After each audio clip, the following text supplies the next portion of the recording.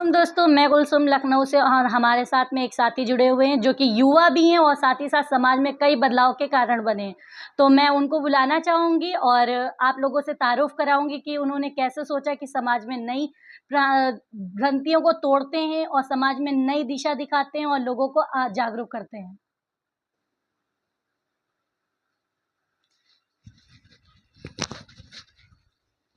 बहुत-बहुत स्वागत है आपका हमारे शो पे।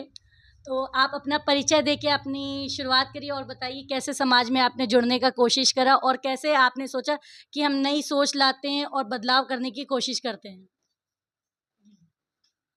आप बैठ जाइए। अस्सलाम वालेकुम वरहमतुल्लाहि वबरकातुहू। मेरा नाम मोहम्मद उस्मान अंसारी है और सबसे पहले मैं जो हूँ कुलसुम जी का जो है शुक्रिया अदा करता हूँ कि उन्होंने मुझे आज अपने इस चैनल के माध्यम से अपनी बात रखने का मौका दिया।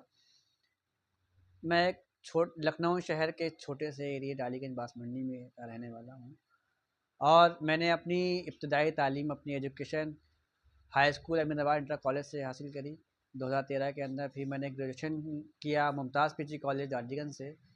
अब मैं बाबा साहब भीमराव अम्बेडकर से लॉ कॉलेज से मैं लॉ की डिग्री इंशाल्लाह मुझे इस साल मेरा फाइनल ईयर है हो जाएगी। इंशाल्लाह वकील बन जाऊंगा। ये मेरी तालीमी पढ़ाई एजुकेशन तो है ही है, लेकिन ये मैं बहुत संघर्षों के साथ मैंने इस तालीम को अपना हासिल किया समाज में। और इतनी महंगाई और इतनी पढ़ाई जो आज इतने प्राइवेट स्कूल कॉलेज जो चल रहे इतनी महंगे हैं और कहीं ना कहीं शहर में पढ़ाई बड़ी महंगी है और लोगों को पढ़ने में बड़ी मुश्किलों का सामना करना पड़ता है।